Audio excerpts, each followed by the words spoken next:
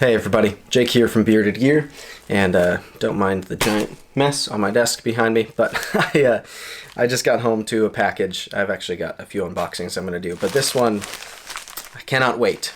So, something weird has been happening to me, maybe mentally, I don't know what. I don't know if it's even doable to describe it. I guess the best way that I can put it is I have had a little bit of an itch to try a slip joint.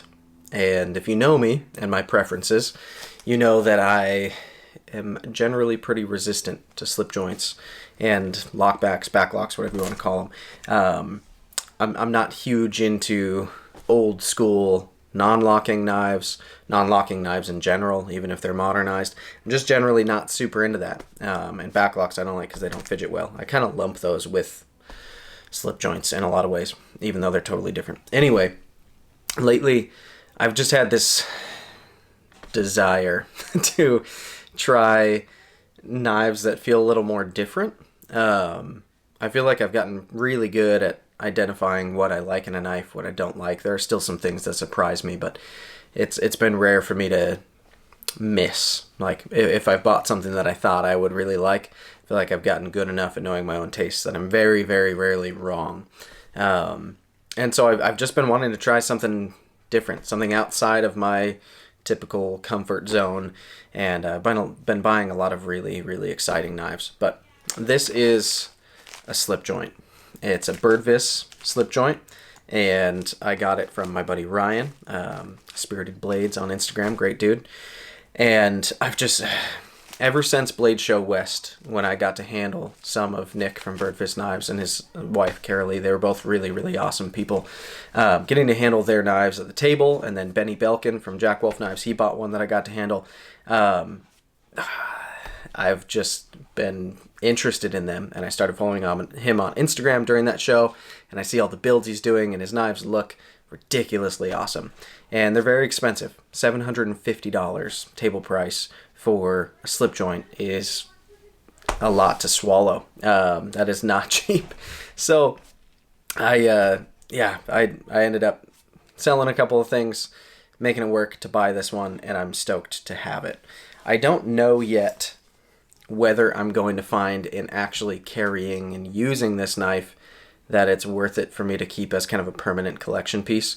But I figured the best case for that to happen with a slip joint would be to try it with a really, really exciting, super nice one. So I could see the argument that I'm diving in too deep too quick if I'm starting with a custom slip joint that's $750.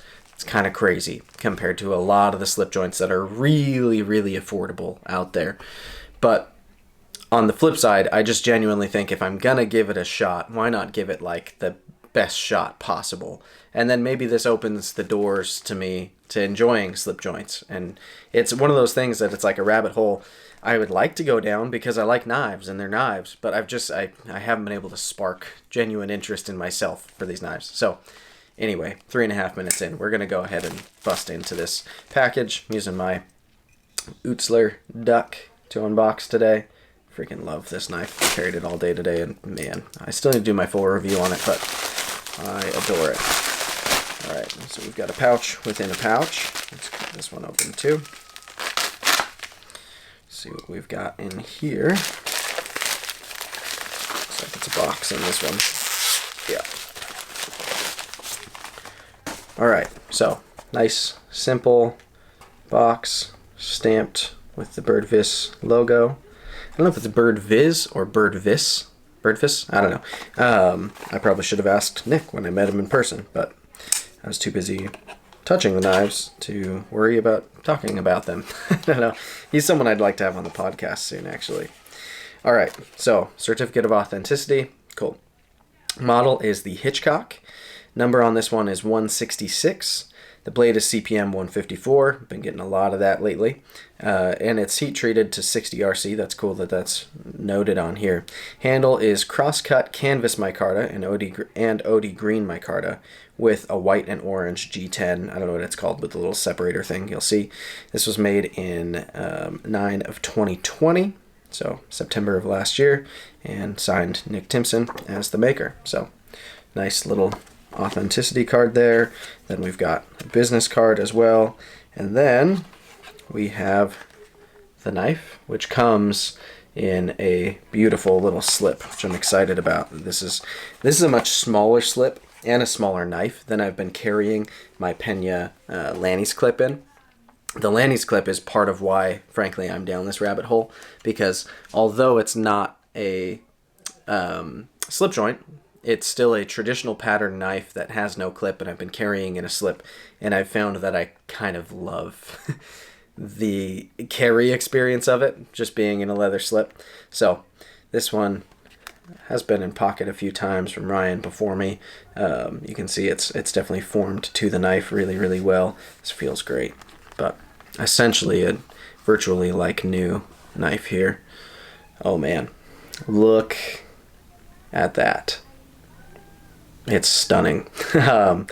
So very, very traditional slip joint in the sense that it's just a nail nick. It's a slip joint.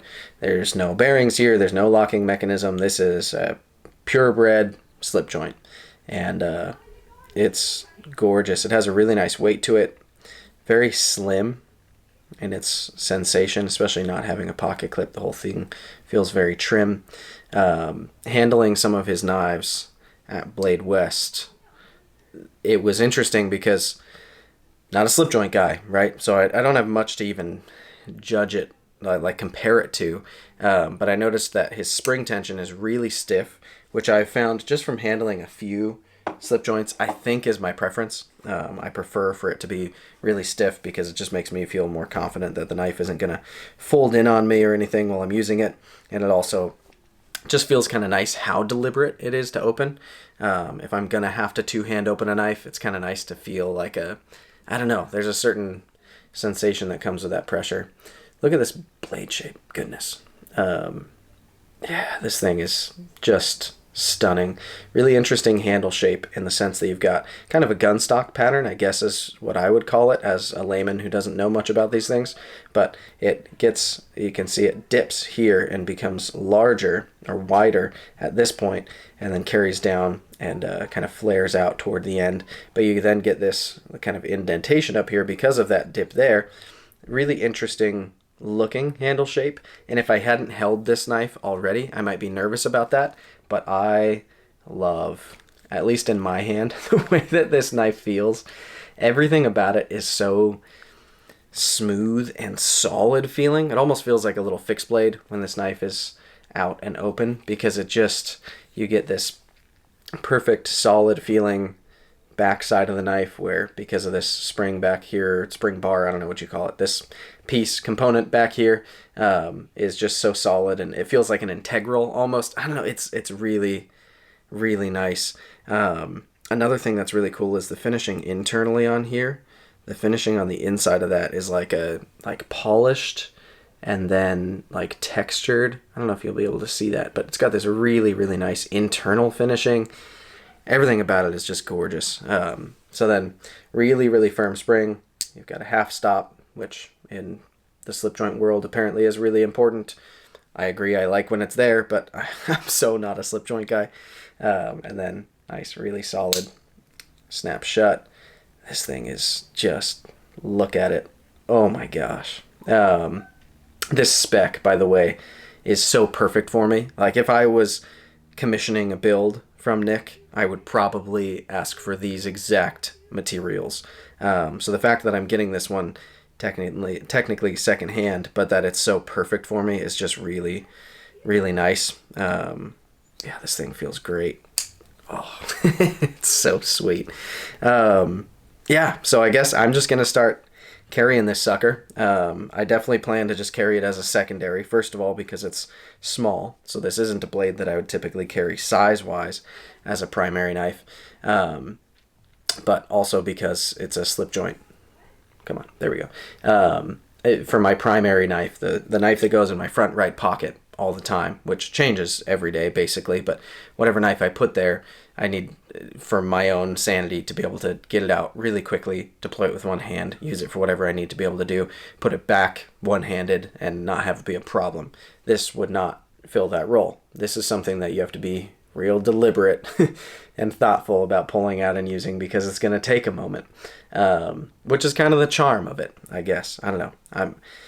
These are things that I've said negatively about these knives before, but it's just starting to attract me for some reason, the idea of having a knife like this. So this one's mine now. I bought it. It belongs to me, so I'm going to be carrying it. I will be cutting with it. I probably won't do anything insane with it, but it's mine. So I'll be using it for all of my typical light-duty EDC stuff and seeing how it performs. I imagine it's going to be good because this blade profile is freaking awesome. It's a great grind. The shape is just going to be super usable for the types of tasks I do with a secondary knife. And man, this thing feels classy. Yeah, this is awesome. So, shout out to Birdvis Knives for being awesome and making really cool stuff. Shout out to Spirited Blades for selling this to me. Really, really stoked that I got one that is so perfect for me. And yeah, this is rad. So be on the lookout. I'll do a full review at some point. I'll probably, you know, on this one, I'll make myself do a first impressions too, even though I'm really busy right now. Because I want to do a check-in when I've carried this just for a day or two. Tomorrow's Thanksgiving, so I'll probably shoot that on Friday. I'll carry this all day tomorrow, and I'll get that shot. I don't know when these will all go live, but yeah, I think it's worth doing a first impressions video on and seeing how it's going as I do that, because this is super different for me. Really, really different, and we're gonna see how it goes. So thanks for checking it out with me, guys. I'll see you on the next one.